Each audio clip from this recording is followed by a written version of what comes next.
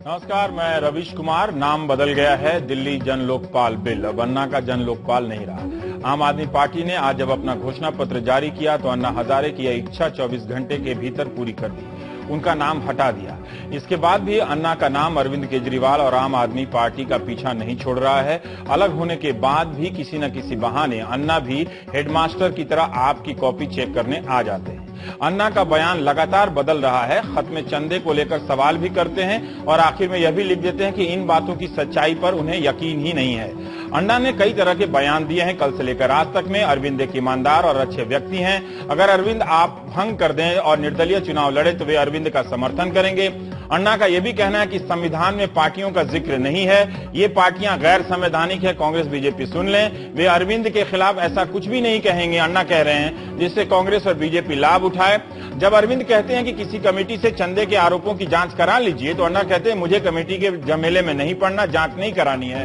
अन्ना कहते हैं कि कोई है जो उनके और अरविंद के बीच खाई पैदा कर रहा है। अन्ना कह रहे हैं कि वे अरविंद को खत भी लिखेंगे। ये कौन है जो अन्ना को उकसा रहा है और अन्ना कैसे इसके कहने पर उकस जा रहे हैं? ना अन्ना अरविंद पर खींचकर आरोप लगाते हैं, ना अरविंद अन्ना से पीछा छुड़ाते हैं। अरविंद क्यों भावुक होकर कहते हैं कि शिंदे आरोप लगाए तो कोई फर्क नहीं पड़ता, मगर अन्ना आरोप लगाए तो फर्क पड़ता है, दुख होता है। शिष्टाचार और आदर का पालन तो हमेशा होना चाहिए, लेकिन कब तक दोनों के बीच भरोसे की कमजोरियां छलकती रहेंगी? अन्ना के खत से पता चलता है कि कुछ लोग उनसे मिलने गए थे जिन्होंने उनके नाम के इस्तेमाल की शिकायत की थी। आपसे निकलकर बाप यानी भारतीय आम आदमी परिवार के एक नेता का कल एसएमएस आया था इसी शो में कि वही लोग मिलने गए थे। अब मुझे नहीं मालूम कि सीडी में अन्ना से बात कर रहे लोग बाप से हैं या अन्ना के अपने समर्थक हैं। बाप से नहीं हो सकते क्योंकि बाप अभी हाल में बनी है। यह सवाल उठना चाहिए कि ये कौन लोग हैं जो अन्ना से बातचीत की सीडी रिकॉर्ड भी कर रहे हैं। क्या इन लोगों ने अन्ना की जानकारी में सीडी रिकॉर्ड की है? यह सीडी कहां से लीक हुई है जो चैनलों पर चल रही है? इसी सीडी में अन्ना इतना ही कह रहे हैं कि उनके नाम पर 3 करोड़ रुपए जमा हुए, मुझे कुछ नहीं मिला। मैं आईएसी इंडिया अगेंस्ट करप्शन से अलग होना चाहता हूं, यानी यह सीडी अन्ना अरविंद के अलग होने से पहले की होगी। अब यह क्यों जारी की गई है? क्या अन्ना किसी के दबाव में आ रहे हैं?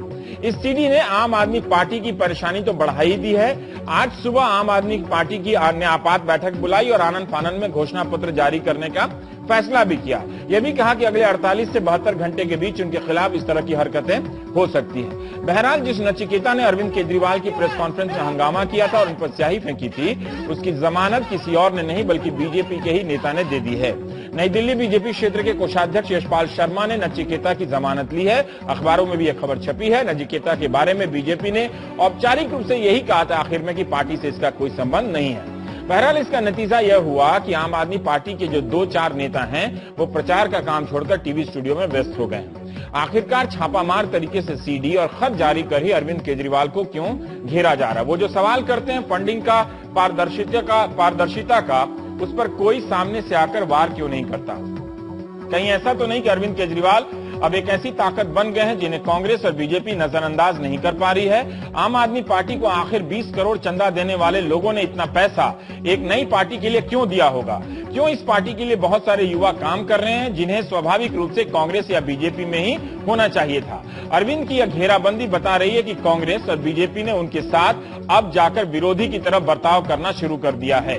कहीं यह डर तो नहीं सता रहा कि अरविंद की वजह से पता नहीं कौन हार जाए या कौन जीत जाए? अरविंद ने नैतिकता को तलवार बनाया है तो नैतिकता के सहारे ही उन पर हमले हो रहे हैं, मगर यह हमला अक्सर अन्ना के नाम पर क्यों होता है और अरविंद साहब क्यों भावुक हो जाते हैं? अन्ना भ्रष्ट नहीं है, अन्ना ही कहते हैं कि अरविंद भी भ्रष्ट नहीं है, फिर यह विवाद क्यों हो रहा है? कौन है जो उकसा रहा है? इस बीच एक अच्छी खबर यह है कि कांग्रेस और आम आदमी की पार्टी की घोषणा पत्र में शौचालय मुद्दा बन गया है। कांग्रेस ने हर विधानसभा में महिलाओं के लिए 20 शौचालय बनाने का वादा किया, यानी 1400 शौचालय। तो अरविंद केजरीवाल ने 2 लाख सामुदायिक शौचालय बनाने का इस वादे से दिल्ली की एक हकीकत तो चुपचाप सामने आ ही गई। जो नहीं आ पा रही है उसी पर चर्चा करेंगे प्राइम टाइम में। हमारे साथ संजीव अहलुवालिया साहब हैं, पूर्व अधिकारी हैं और गवर्नेंस नाउ में आपने लिखा है, पहली बार आए हैं, आपका विशेष रूप से स्वागत। नीरजा चौधरी हैं, वरिष्ठ पत्रकार। संबित पात्रा हैं, बीजेपी के प्रवक्ता हैं, दिल्ली बीजेपी के। योगेश कुमार चौहान हैं, अध्यक्ष हैं आप बाप पार्टी के, बीएपी आप और बाप, बहुत अच्छा है। कुमार विश्वास हैं, आप सदस्य हैं आम आदमी पार्टी के। कुमार साहब, आपसे ही मेरा पहला सवाल है कि अन्ना के आरोपों से आप लोग इतने विचलित क्यों हो जाते हैं? देखिए, अब शिंदे का कोई फर्क नहीं पड़ता, अन्ना का इतना क्यों फर्क पड़ता है? शिंदे जी का इसलिए फर्क नहीं पड़ता कि हम रॉबर्ट वाड्रा पे सवाल उठाते हैं, सलमान खुर्शीद पे सवाल उठाते हैं, तो उस कुल से जो वेतन पाता हो व्यक्ति, वो मालिक पर अगर आप उंगली उठाएंगे तो वो तो आपके ऊपर हमला करेगा, इसमें कोई दिक्कत नहीं। लेकिन अन्ना इस देश के बदलते हुए विमर्श के प्रतीक हैं। उन्होंने इस देश को, मैं बिल्कुल मानता हूं, इस देश के सबसे बड़े हीरो अन्ना ही हैं, जिन्होंने जगाया। तब भी नहीं। देखिए, अन्ना सहज है, अन्ना सरल है। जब मैं अन्ना के पास पहुंचा तो उन्होंने मुझे पोस्टर दिखाया जिसमें अरविंद का और अन्ना का चेहरा लगा हुआ है, और उनको कुछ लोग देकर आए। आप देखिए, एक छोटे बच्चे से रवीश आप खिलौना छीनिए तो वो पूरी ऊर्जा लगा देता है उस खिलौनों को बचाने के लिए। तो जिन समुदायों के पास, जिन ग्रुप के पास ये सत्ता संग्रहित है और केंद्रित है, और जो मुख्य मुद्दों पर जाना नहीं चाहते, उन तरीके से सत्ता खींच रही है। जब ये खिंच रही है तो वो हर तरह की खींच अपना रहे हैं। वो ये नहीं कहते कि आरटीआई में आ जाएंगे जैसे हम आना चाह रहे हैं, वो ये नहीं कहते कि हम पारदर्शिता रखेंगे चंदे की जैसे हम रख रहे हैं, वो ये नहीं कहते। खींच रहे हैं, खिलौने को खींच रहे हैं या अन्ना को खींच रहे हैं? देखिए, वो खिलौने के माध्यम से बहुत सारे काम करने की कोशिश कर रहे हैं। वो सरल हिंदी में सरल सवाल है, वो खिलौने को खींच रहे हैं आपसे या अन्ना को खींच? वो खिलौने को खींच रहे हैं, वो सत्ता को खींचना चाहते हैं। वो शायद अन्ना को इतना उकसा रहा है? नहीं, देखिए, मुझे नहीं लगता कि अन्ना को उकसा रहा। अन्ना एक सहज व्यक्ति है। उनसे लोगों ने जाकर कहा कि आपके नाम के पोस्टर गली गली चिपके हुए हैं, और वो पोस्टर वहां थे जिसमें लिखा हुआ है कि आम आदमी पार्टी को वोट दो। तो अन्ना के मन में शंका हुई, उन्होंने कहा भाई ये मेरा नाम कैसे इस्तेमाल कर लिया? आपने पूछा नहीं? आप तो गए थे अन्ना से मिलने के लिए कि भाई जब चंदे का जो अरविंद ने जवाब दिया है कि वो सब हिसाब किताब हुई गया, तो अब आप क्यों इतना बार बार कर रहे हैं? उन्होंने कहा कि मेरे खिलाफ जो मुकदमा कर दिया है, वो भी लोग यहाँ पर बैठे हैं जिन्होंने मुकदमा कराया, जो अन्ना के भक्त बनते हैं, अन्ना को पहला आरोपी बनाया है। उन्होंने कहा मेरे खिलाफ मुकदमा कर दिया गया, मुझे लगा ये क्या है, मुझे बात करनी थी। और हमारे सेवक ने यह कहा कि अरविंद का फोन व्यस्त है, जबकि मैंने उनसे कहा कि आपका सेवक बात नहीं करा रहा है, हमारी आज भी बात नहीं कराई। तो कुछ लोग हैं जो वहां इन्वेस्ट कर रहे हैं इस काम में कि 2-4 करोड़ यहां लगा दो। तो क्या फर्क पड़ता है? आप जब अन्ना से अलग हो चुके हैं तो आपके रास्ते अलग, उनके रास्ते अलग। वो क्या बोल रहे हैं, आप इतने भावुक क्यों हो जाते हैं कि उम्मीदवारी ही वापस लेने लगते हैं? देखिए, दिलवाले दुल्हनिया ले जाएंगे का शाहरुख खान शादी तो करना चाहता है, पर पिता की अनुमति से करना चाहता है। अन्ना ने कहा है, अन्ना ने कहा है कि राजनीति गंदी है। अन्ना को यही बताना है कि सकारात्मक तरीके से, शुभ तरीके से और शाश्वत लक्षणों से इसी राजनीति संबित पात्रा जी, अब क्या कीजिएगा, कवि हैं हमारे साथ, धुआंधार बोलते हैं, कुमार विश्वास साहब। संबित पात्रा, मैं ये जानना चाहता हूं कि आपकी पार्टी पर यह आरोप लग रहा है कि आप लोग ही उकसा रहे हैं। जैसे नचिकेता का ही आप लोगों ने उसकी जमानत ली है, आपकी पार्टी के कार्यकर्ता ने, जिन्होंने बहुत ही भद्र बर्ताव किया था और उचित ही अरविंद केजरीवाल पर शिष्टाचार के नाते स्याही फेंकी थी, और ऐसे अच्छे आदमी की जमानत तो लेनी ही चाहिए। तो मैं ये जानना चाहता हूं कि कहीं आप लोग तो नहीं हैं इनके खिलाफ शरारत करने के पीछे? नहीं रवीश जी, वो खिलौना छीनना, खिलौना बनाना, ये सब चीजों में बीजेपी विश्वास नहीं रखती है। नहीं, बिल्कुल। अब देखिए, तो फैमिली ड्रामा चल रही है, फैमिली ड्रामा चल रहा है। गुरु शिष्य पे नाराज है, शिष्य गुरु पे नाराज है। कभी कभी अन्ना जी कह रहे हैं कि हम आपके हैं कौन, तो केजरीवाल जी अभी तक बोल रहे थे कि हम साथ हैं। और ये जो ड्रामा चल रहा है इनके परिवार में चल रहा है, इससे हमारा क्या लेना देना है? मगर बहरहाल मैं एक बात बता दूं, आप भी कभी मालूम पड़ते हैं विश्वास जी। नहीं, विश्वास जी अभी बता रहे थे ना कि खिलौना छीन रहे हैं, तो खिलौने का जिक्र कर रहे थे। तो मैं इसमें उत्तर बता दूं आपको, जो खिलौना है ना, अब वो जाग गया है। और जिस प्रकार से अन्ना जी को इन्होंने खिलौने के रूप में प्रस्तुत किया था, अभी तक एक खिलौना बना के रखा था कि अन्ना जी तो उनको टोपी पहना के बैठा दिया कि आप 13 दिन अनशन कर दो, आप भले इंसान हो, आप हिंदुस्तान को मैं समझ गया हूं संबित दोस्त, जाएगी। संबित भाई, अन्ना जी वो करते रहे। अब मुझे समझ में आ गया कि अन्ना यहाँ खिलौना बन गए हैं, और खिलौना वो चांद है जिसे मजदूर अपनी नजर से देखता है और आशिक अपनी नजर से। मेरे इस सरल हिंदी में इस सवाल का जवाब देते, जितने बढ़िया तरीके से आपने कुमार विश्वास को घेरा है, कि ये नचिकेता की जमानत जो आपकी पार्टी के कार्यकर्ता ने ली है, व्यक्तिगत स्तर पर ही ली होगी, कुछ काम व्यक्तिगत भी होते हैं, क्या ये जाहिर नहीं करता कि आप लोग भी इस अच्छे प्रयास के पीछे हैं? नहीं रवीश जी, देखिए, पार्टी ने बहुत स्पष्ट रूप से कह दिया, नचिकेता का हमारे पार्टी से कोई लेना देना नहीं, बल्कि 2009 में हमारे ही कैंडिडेट के खिलाफ लड़ चुका है नचिकेता। और जहां तक ये जमानत लेने जाने का रुकते हैं, सुन लीजिए विश्वास जी, अब मैं बता रहा हूं, दिनेश गांधी जी का भी बताऊंगा, सबका सुन लीजिए, बारी बारी से बताऊंगा पूरा। अब देखिए, जहां तक जमानत लेने देने का विषय है, तो अगर कांग्रेस के प्रवक्ता हैं उनसे भी कहीं से पूछिए कि चिदम्बरम साहब तो एनरॉन का जमानत दे रहे थे, उनको बेल आउट कर रहे थे एनरॉन को। मुझे पता ही नहीं था, नहीं तो मैं तो आज पूरा दिन यही गूगल करते रह जाता। संबित साहब, संबित साहब, मुझे ये बताइए, लॉटरी को केरला से ये बड़ा सही है। तो इस प्रकार मैं तो जानता हूं कि उस सवाल की नियति कांग्रेस और बीजेपी में यही है कि वो सवाल बनकर आए और कैसे वो सड़क में दुर्घटनाग्रस्त हो जाता है। सवाल आपसे पूछा कि जमानत नचिकेता का आपकी पार्टी के कार्यकर्ता ने ली, चिदम्बरम साहब ने क्या क्या किया उनकी फाइल में लेकर नहीं आया हूं, आप कह सकते हैं, पर इसका जवाब तो दे दीजिए ना। चिदम्बरम की फाइल खोल दी, अपनी फाइल का भी तो जवाब दे दीजिए। नहीं, मैं अपनी फाइल का बता रहा हूं। हमारी फाइल में तो मोटे मोटे अक्षरों में लिखा है कि नचिकेता 2009 में हमारे ही कैंडिडेट के खिलाफ लड़ा था और तब से उसका हमारे पार्टी से कोई लेना देना नहीं है। आपके पार्टी के सदस्य हैं यशपाल शर्मा नई दिल्ली के, उन्होंने उसकी जमानत ली है। सचिव में वहां के और दिनेश गांधी जो सांसद है उनके घर पे रुके हुए हैं, कोषाध्यक्ष हैं। अरे वो बता रहा हूं, अरे आप पहले दिनेश गांधी जी के विषय में बता दूं। नहीं, ये वाला ये टफ क्वेश्चन पहले सर, संबित टफ क्वेश्चन पहले। नहीं, दर्शक भी तो कुछ समझते ही होंगे। किसने देखिए रवि जी, किसने बेल आउट दे दिया जिस व्यक्ति का आप नाम ले, देखिए हमारी पार्टी कोई 4 आदमी पार्टी तो है नहीं कि जिनके 1 2 3 4 लोग हैं और सिर्फ अभी आप भी 4 आदमी का जिक्र कर रहे थे कि जो चारों लोग हैं वो आके डिबेट करना पड़ रहा है पार्टी को छोड़ के। बेचारे ये अनुरोध करूंगा संबित भाई, 4 तारीख तक ये कहते रहिएगा कि 4 आदमी हैं, ताकि आम आदमी अपमानित होता रहे। इतनी बड़ी पार्टी में 4 आदमी कोई जमानत किसी का ले सकता हो, जैसे कांग्रेस की इतनी बड़ी पार्टी में चिदम्बरम एनरॉन की जमानत। प्रकोष्ठ भी खोलना चाहिए, गुंडा मवाली जमानत प्रकोष्ठ, बहुत सारे प्रकोष्ठ है भाजपा के पास। वो हमला नहीं कीजिए अभी, कीजिए, कौन किसको मार रहा है ये सब पता है, कौन क्या कर रहा है सब पता है। नहीं, आप इतना आपने बोला, इतना बढ़िया। वो नचिकेता वाले पर अगर आप सही जवाब देते तो दर्शक भी समझ जाते कि आप लोगों का नचिकेता से कोई लेना। दर्शक समझ गए, चिंता न करें। बारे में जवाब दे, नचिकेता का स्पोक्स पर्सन जवाब देगा, भाजपा का स्पोक्स पर्सन नचिकेता के बारे में। तो आप भाजपा के हैं, आप भाजपा के कोषाध्यक्ष ने, नई दिल्ली भाजपा के कोषाध्यक्ष ने उनकी जमानत ली है जो स्याही फेंक रहा था। उनका कोई व्यक्तिगत जीवन भी है, वो खाली भाजपा के कोषाध्यक्ष है ये मतलब नहीं है। ये एक अंतर आपने बहुत ही सही किया।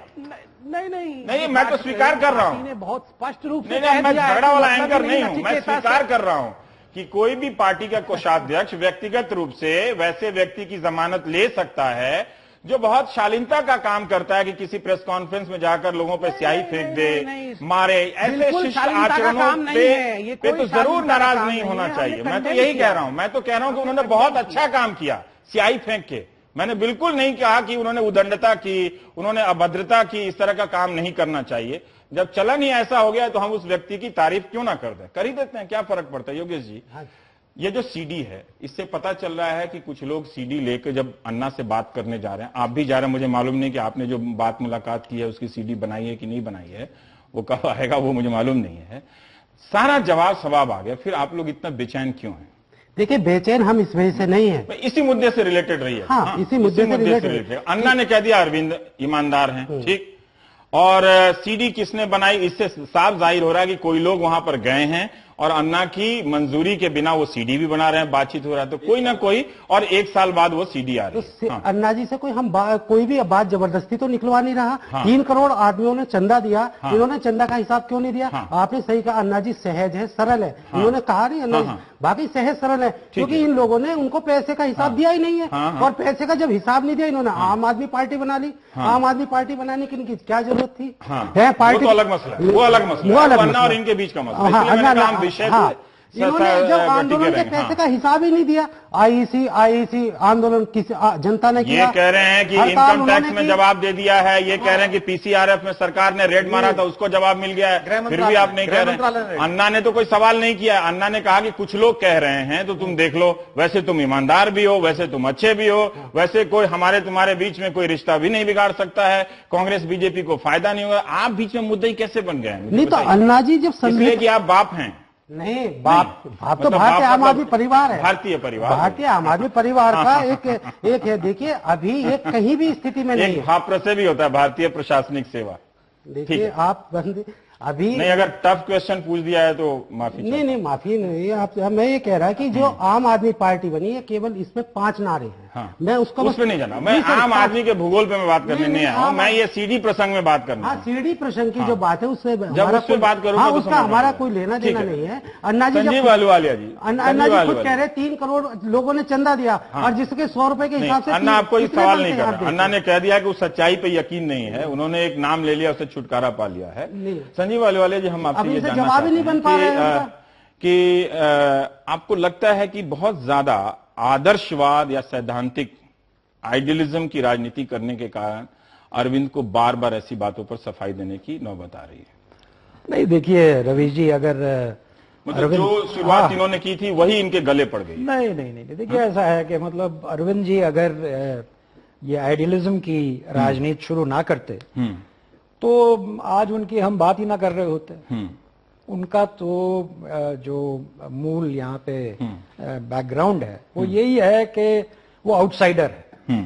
पार्टीज हैं, बीजेपी है, कांग्रेस है, अन्य पार्टीज हैं, सब एक ही रंग से घुले हुए हैं। और अरविंद केजरीवाल जो हैं वो बाहर से आ रहे हैं, आदर्शवादी हैं, कुछ उनके मूल कॉन्सेप्ट्स हैं, कुछ बिलीव्स हैं, और उसकी वजह से लोग उनकी तरफ अट्रैक्ट हो रहे हैं। हाँ, ठीक है। तो अगर वो अट्रैक्ट हो रहे हैं केजरीवाल की तरफ, क्योंकि वो एक अलग किस्म की राजनीति, गांधी जी की राजनीति अगर वो भारत में फिर ला रहे हैं, तो मैं ये समझता हूं कि इस तरह के जो इंसिडेंट्स हैं, देखिए ये तो हम लोग पुलिस वाले हैं नहीं, हमें क्या मालूम किसने किस पे क्या फेंका, किसने किसको पैसा दिया, किसने किससे वापस लिया।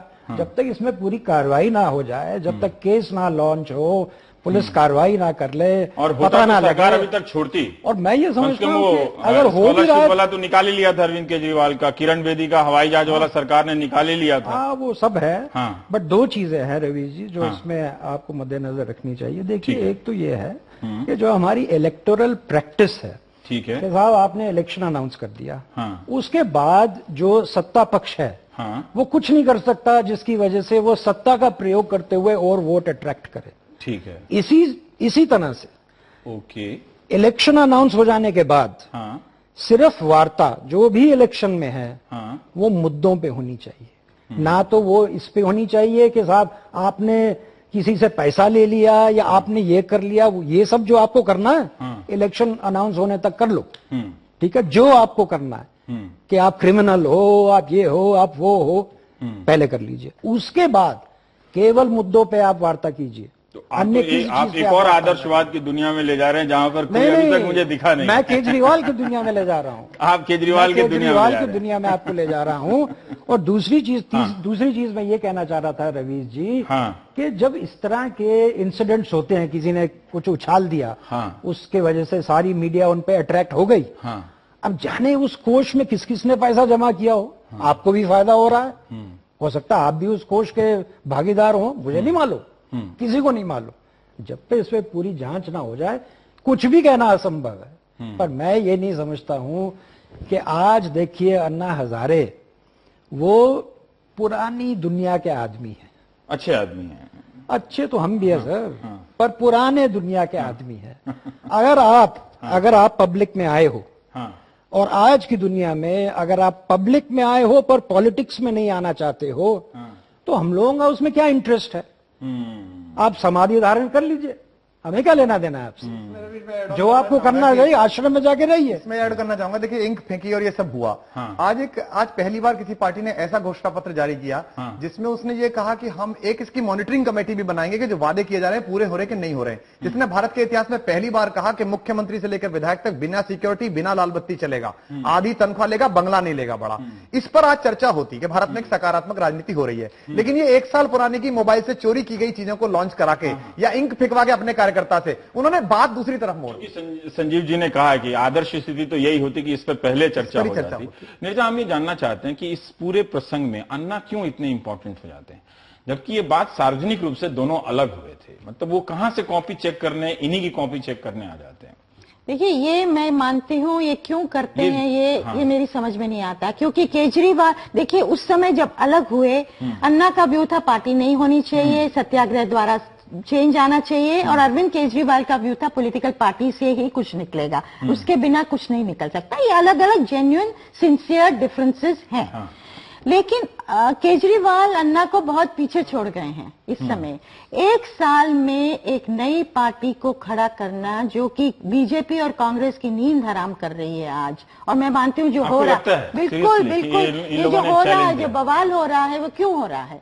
2 हफ्ते पहले क्यों हो रहा है? 6 महीने पहले क्यों नहीं हुआ? ये सवाल क्यों नहीं उठाए गए? ये तो सवाल। और मैं तो पिछले 24 घंटे में आम लोगों से जैसे बात करती हूँ, उनका रिएक्शन तो सहानुभूति का होता चला जा रहा है कि इनको इसलिए अटैक किया जा रहा है। इनके लिए इतने मुझे लग रहा है कि ये फंस गए अन्ना को लेकर। क्या अन्ना की दुखी हैं? अन्ना बोल देते हैं तो ये भी कुमार साहब भी चुनाव छोड़ के रालेगंज चले जाते हैं चिट्ठी लेकर। इतना इंपॉर्टेंट क्यों हो जा रहा है? चोर की दाढ़ी में तिनका है। हाँ? इनकी चोर की दाढ़ी। चोर शब्द का इस्तेमाल यहाँ नहीं प्लीज, तिनका आप कह सकते हो, तिनका है। हाँ। इसी वजह से ही परेशान रहते हैं। ठीक है, इन्होंने क्यों ऐसा है? सरल और सहज आदमी को धोखा दिया। एक सेकंड, जब मैं आऊंगा तभी आप बोलिए। मूवमेंट दोनों ने इकट्ठा स्टार्ट किया और मुझे लगता है इनको अन्ना भी अपनी ऑनेस्टी के लिए जाने जाते हैं, अरविंद केजरीवाल भी ऑनेस्टी के लिए। तो अगर ये इसमें कुछ तथ्य है जो कुछ लोग कह रहे हैं कि अन्ना हजारे का आज इस्तेमाल किया जा रहा है उन लोगों द्वारा जो कि अरविंद केजरीवाल को नीचे खींचना चाहते हैं, अगर इसमें तथ्य है तो क्या अन्ना उसका हिस्सा बन रहे हैं? हमें मालूम नहीं, मैं भी चाहूंगी, लेकिन इनके मन में ये है कि कहीं न कहीं अगर अन्ना बोलते हैं क्योंकि ईमानदार है, इनको नुकसान होता है, इनको नुकसान होता है, हो सकता है। हाँ, इनको नुकसान होता है, भले वो रास्ते अलग हो गए हों, लेकिन अन्ना इनके लिए हैं। देखिए रवि जी, ये है, देखिए अन्ना जी ने बाकी सब पॉलिटिकल दुनिया को तो इनकार कर दिया था कि सब चोर कहते थे, सब चोर। आज भी उन्होंने कहा कि पॉलिटिकल पार्टी गैर संवैधानिक। हाँ, गैर संवैधानिक कब बन गई है। सबको निर्दलीय लड़ना चाहिए। बिल्कुल। तो उस जमाने में वो ये सोचते थे कि उनकी खुद की पार्टी जो है वही एक सही रास्ता है हिंदुस्तान भारत के लिए। और अब वो उनको ये पता लगा कि साहब ये पार्टी का धंधा उनके बस का नहीं है, हट गए, तो ये रह गए बीच में।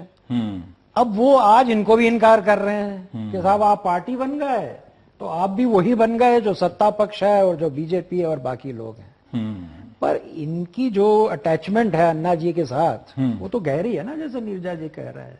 नहीं, और ये भी लगता इनके है गॉड कि फादर है वो। आपने जैसे कहते हैं मड को फेंका तो शायद अन्ना फेंकेंगे तो कुछ लगेगा ज्यादा। पर एक चीज मैं जो शिंदे या फिर बीजेपी कहे तो फर्क नहीं पड़ेगा, क्योंकि ये लोग कोई चंदे वंदे की बात कर देते हैं जो लोग कहते हैं चुनाव के बाद करेंगे। पर रवि जी, एक नीरजा जी ने कहा हम बता रहे हैं दोस्त, हाँ, कि दोनों केजरीवाल जी और अन्ना जी दोनों मतलब बिल्कुल ऑनेस्ट लोग हैं, ईमानदार लोग हैं।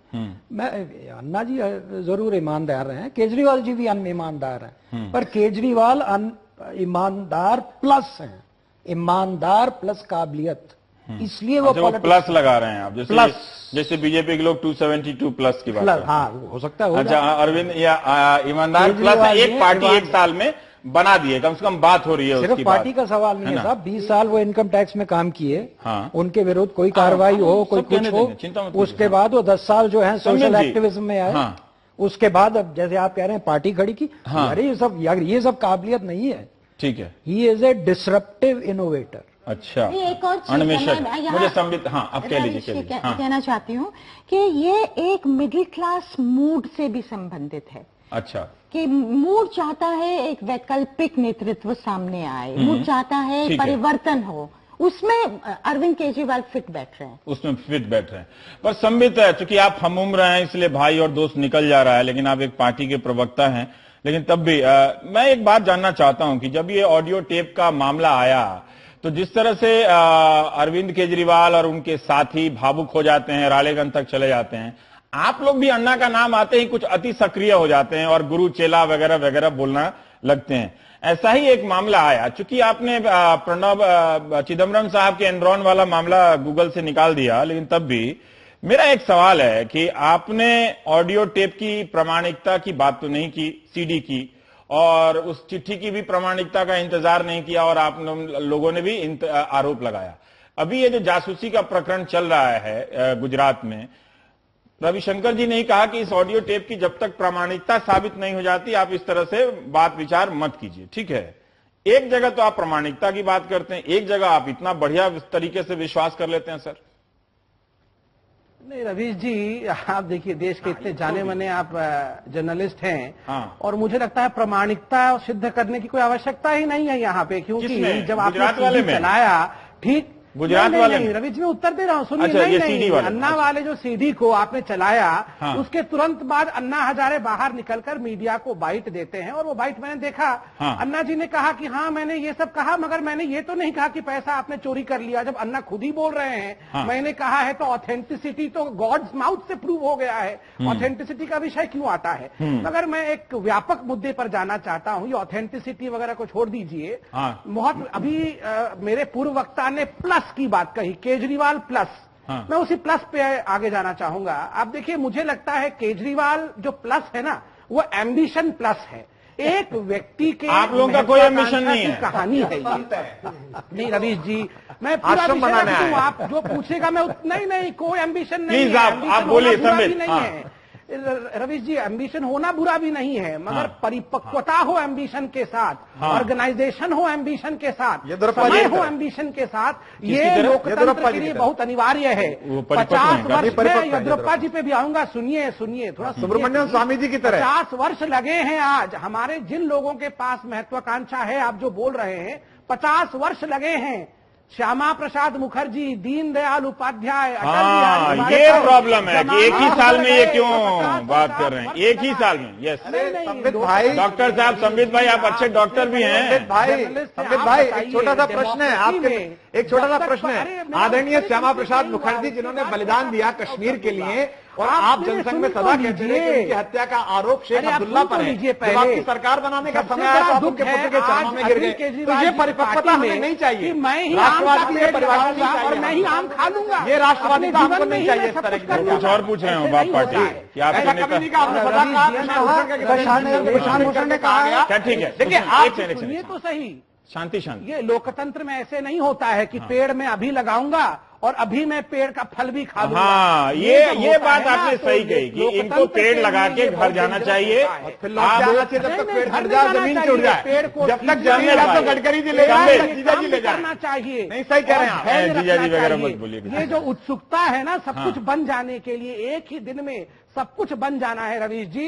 ये देश के लोकतंत्र के लिए ये सही है। ये आम आदमी पार्टी के सारे नेताओं को रूम में पकड़ के राजनीतिक अध्यात्म का लेक्चर देना चाहिए। मैं तो कह रहा हूँ ये लोग बहुत सत्तावादी हो रहे हैं। बढ़ावा भी तो बीजेपी ने इनको बढ़ावा दिया है। बीजेपी ने इनको बढ़ावा दिया है। अच्छा, और कांग्रेस ने नहीं।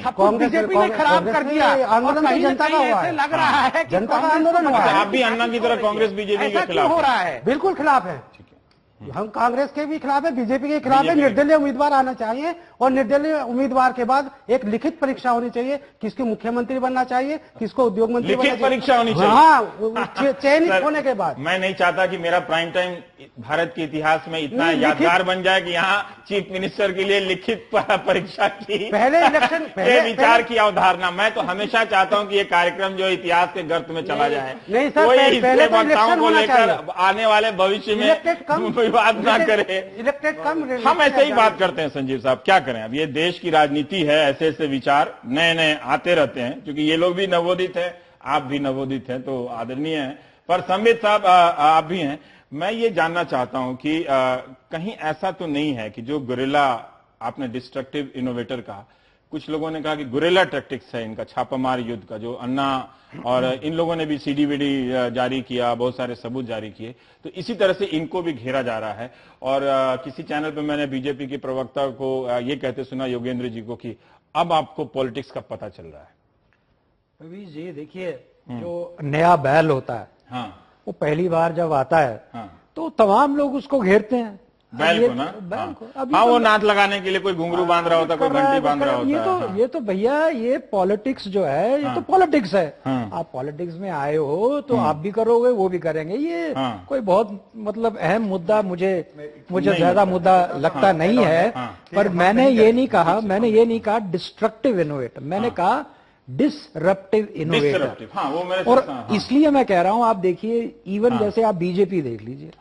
अब बीजेपी ने जो कैंडिडेट चुना है मुख्यमंत्री का प्रत्याशी, वो मेरे ख्याल, मैं तो समझता हूं कि ये केजरीवाल जी के जो सिद्धांत है और उनका जो इमेज है, उसको मद्देनजर रखते हुए उन्होंने चुना है। ठीक है ना, क्योंकि क्योंकि वो भी उसी तरह के हैं, प्रोफेशनल हैं, क्वालिफाइड हैं, समाज सेवा करते हैं, बड़ी उनकी मीठी भाषा है, हर तरह से वो जो हैं वो एक किस्म से उनकी टक्कर में है। अब उनका सिर्फ ये है कि एक कनेक्शन है बीजेपी से, और केजरीवाल साहब अकेले लड़ रहे हैं, माफ कीजिएगा, पर केजरीवाल साहब वहां अकेले हैं। Kejriwal is a one man army. Kejriwal के साथ जो लोग हैं, पर आप सीरियसली लेते हैं केजरीवाल? मैं केजरीवाल को बहुत सीरियसली लेता हूं। आप सीरियसली लेते हैं? एक सरकारी अधिकारी होने के बाद भी बहुत लोग सोचते हैं ये लोग कौन लोग हैं, मतलब रहने के बाद। सरकारी अधिकारी होने मतलब मेरा एक बात है कि हम लोग थोड़ा सरकारी अधिकारियों को विशेष तवज्जो देते हैं। एक आपका एक पूरा सिस्टम का अनुभव गुजरा होता है 50-60 साल का। जो केजरीवाल कह रहे हैं, क्या उससे भ्रष्टाचार दूर हो जाएगा? नहीं, देखिए केजरीवाल साहब जो है, अगर केजरीवाल जी की पार्टी ने सत्ता ग्रहण कर ली तो ये तो दिल्ली सरकार के लिए बहुत ही बुरा होगा, क्योंकि इनकी ना तो पार्टी है, दूसरा ना ये लोग जानते हैं राजनीति क्या है। अब सीख रहे हैं, ट्रेनिंग का वक्त है। ट्रेनिंग देखिए हर ये इंटर्न से कहीं एडिटर ना बन जाए। और ऐसा भी होता है मीडिया में। 5 साल आप आइए, बैठिए असेंबली में। जो संबित कह रहे हैं वो ठीक कह रहे हैं एक तरह से? क्या मैं तो समझता हूँ कि संबित सही कह रहे हैं। ठीक है, इसी पर आ जाते हैं कि राजनीति ये नहीं जानते हैं, अगर सत्ता मिल जाएगी तो। ठीक है, एक ब्रेक ले लें। ऐसे और भी लोग हैं, ऐसे और भी लोग लेते हैं। एक ब्रेक ले लेते हैं। लिखित परीक्षा मेरा मत लीजिएगा।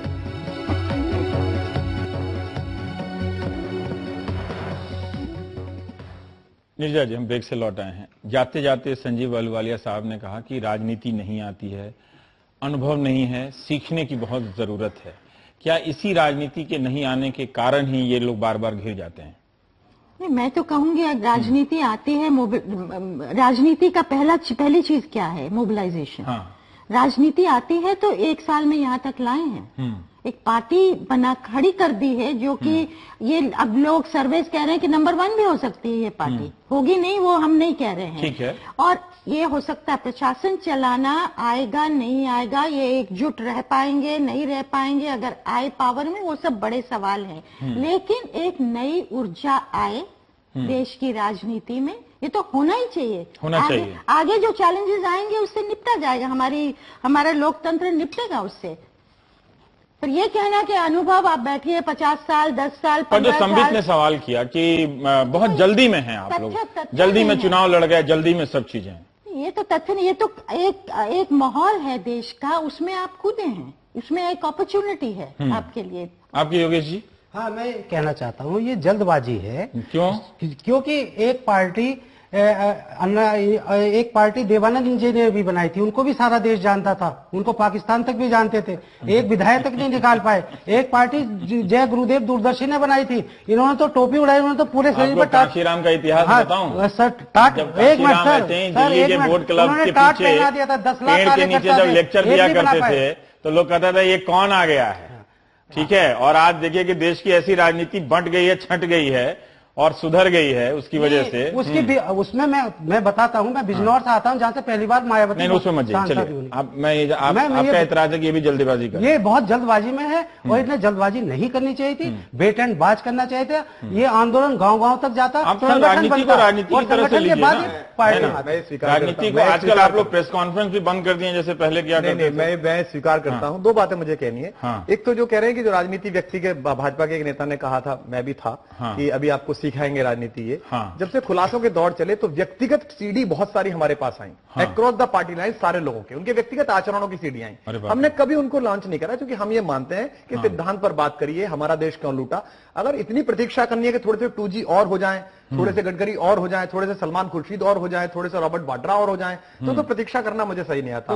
राजनीति हमें, अब आप शांत रहिए, राजनीति हमें करनी नहीं आती। अरे आप आपने क्या लिया? राजनीति हमें वो वाली नहीं आती जैसे मुझसे कांग्रेस के नेता ने कहा कि संजीव ने भी कहा कि आपको राजनीति नहीं आती। आरकेपुरम हिंदू सीट है और वहां से आप शादिया इल्मी को लड़वा रहे हैं, और महमूदाबाद मुसलमान सीट है, वहां IAS से लौटे हुए आप कपिल धामा जो सिविल इंजीनियर है उसको लड़वा रहे हैं। तो ये राजनीति आपको नहीं आती। तो ये वाली राजनीति नहीं आती और ना ही सीखनी, हमारी प्राथमिकता पे नहीं है। चाहे आप हार जाए, चाहे जीत जाए। हमने कहा राजनीति बदलने आए, हमने मुख्यमंत्री उम्मीदवार बदलवा दिया, हम राजनीति बदलने आए, 70 मैनिफेस्टो बना रहे हैं, 70 मैनिफेस्टो संवित बना रहे हैं दिल्ली में, 70 मैनिफेस्टो बना रहे हैं हमारी तर्ज पर, हमने सबसे पहली बार कहा था। लेकिन चुनाव छत्तीसगढ़ में भी है, चुनाव मध्य प्रदेश में भी है, राजस्थान में, वहां क्यों नहीं बना रहे हैं 200? समित इसका जवाब देंगे क्या? आप कह रहे हैं कि ये बच्चा पार्टी है, 1 साल और इंतजार करना चाहिए अगले चुनाव, लेकिन आप लोग इनका आइडिया का भी नकल कर रहे हैं। विजय गोयल साहब की जगह हर्षवर्धन जी को ले आते हैं, और 70 विधानसभाओं में क्या आपने आम आदमी पार्टी की नकल की है अलग अलग घोषणा पत्र बनाने के लिए? रवीश जी देखिए, राजनीति में अगर इसे नकल कहते हैं तो मैं अपने भाई विश्वास जी से कहूंगा कि कांग्रेस से नाराज होकर पहली बार एक ऑपोजिशन पार्टी श्यामा प्रसाद मुखर्जी ने बनाई, उसका नाम जनसंघ रखा। तो क्या आज जो ये पॉलिटिकल पार्टी बना रहे हैं वो उसका नकल कर रहे हैं? तो इसे हर चीज को राजनीति में नकल के दृष्टिकोण से नहीं अनुचर, फॉलोअर, ट्विटर का जमाना है, फॉलो कर रहे हैं, फॉलो।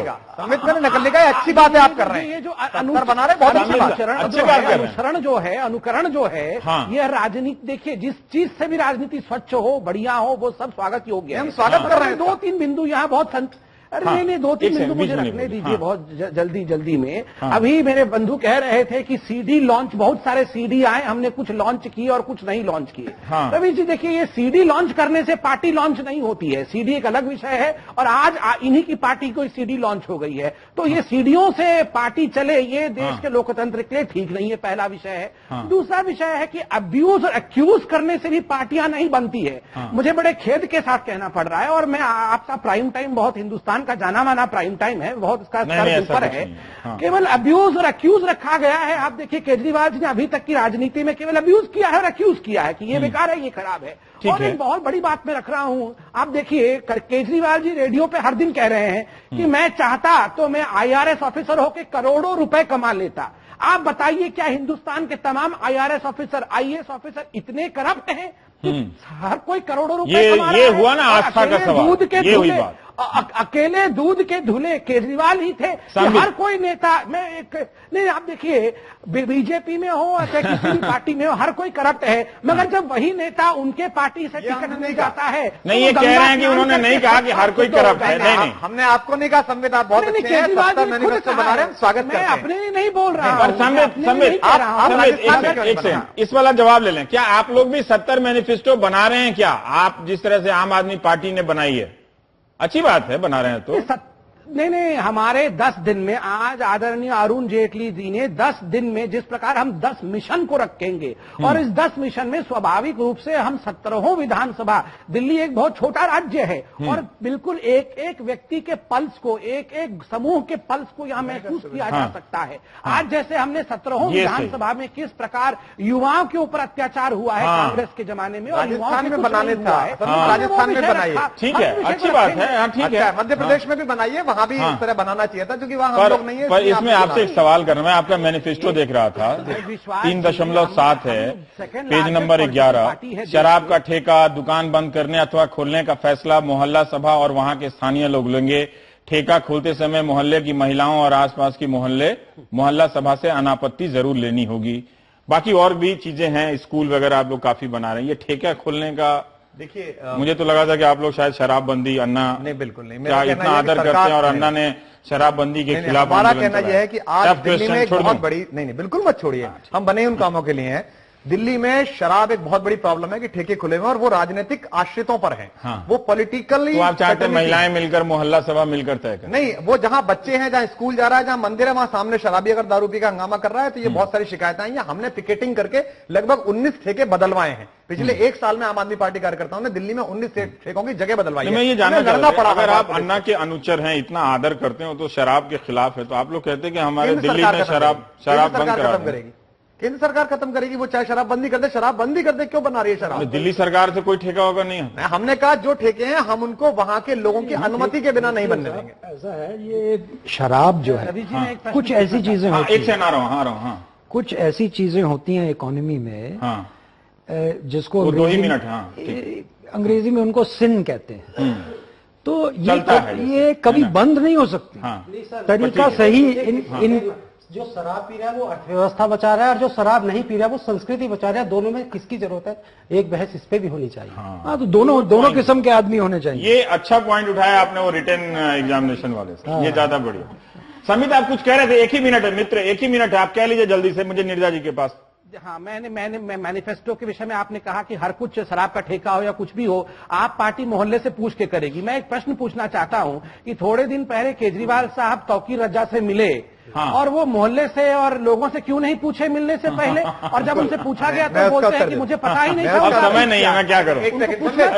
भाई पहले पूछा था आपने। एक सवाल का जवाब है, हम पुरी के शंकराचार्य जी से भी मिले, हम जैन समाज से भी मिले और उन तौकीर रजा साहब से भी मिले जो आपके सवाल कुमार, आपका सवाल तब भी वैलिड है कि आपने मोहल्ला समिति से पूछ के मिले। बिल्कुल बिल्कुल,